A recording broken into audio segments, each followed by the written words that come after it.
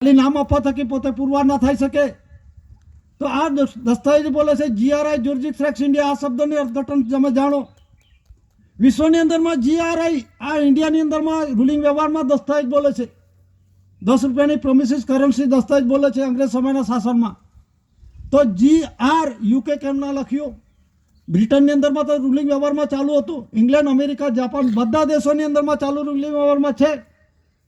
વચન ચિઠ્ઠીઓ છે, દસ્તાવેજો છે. અમેરિકામાં ડોલર છે, રશિયામાં રૂબલ છે, પાકિસ્તાન છે જે તે આની અંદરમાં રૂપિયો ચાલે છે, પછી જે તે દિનાર છે. આ બધા દેશોની અંદરમાં બધા ખુલાસા એ છે, પ્રોમિસિસ છે. એની અંદરમાં GRI કેમ ન લખ્યું? અત્યારના $1 અંદરમાં જો જે તે એરિયા વિસ્તારની જે તે દેશની અંદરમાં જે રૂલિંગ વ્યવહારની અંદરમાં એવા કોઈ પુરાવા દાવો કે GRI શબ્દ લખેલો હોય કે GR UK કે GR USSR કે GR USA કે GR ચાઇના કે GR ફ્રાન્સ આ લખેલું હોવું જે શા માટે GRI લખ્યું? આમ નામ લખી દીધો. આનો બંધારણ શું છે એનો તો ખ્યાલ હોવો જોઈએ. તો જ્યુરિસ્ડિક્શન ઇન્ડિયાનો મતલબ થાય છે રાજાઓનો રાજા, શહેનશાહનો શહેનશાહ, સરકારનો સરકાર, દેવાદી દેવ, first lord of the treasury. 80 કોર કે CC દાદા 30/4/69 UK પ્રસિદ્ધિ થઈ છે અને એની આપણે ઉજવણી કરીએ છીએ.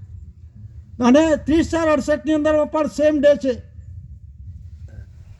સેમ ડે 30/4/68 ને 30/4/69 છે. 30/4/68ની અંદરમાં UK અનુસંધાન 17/18 UK અનુસંધાનની અંદરમાં જે ડિક્લેરેશન કરવામાં આવ્યું છે. દાદાને ધ રેસ રિડક્શન બોર્ડ, દાદા ખુદ બોર્ડ છે, 17નો જજમેન્ટ છે, 17નો 18 છે.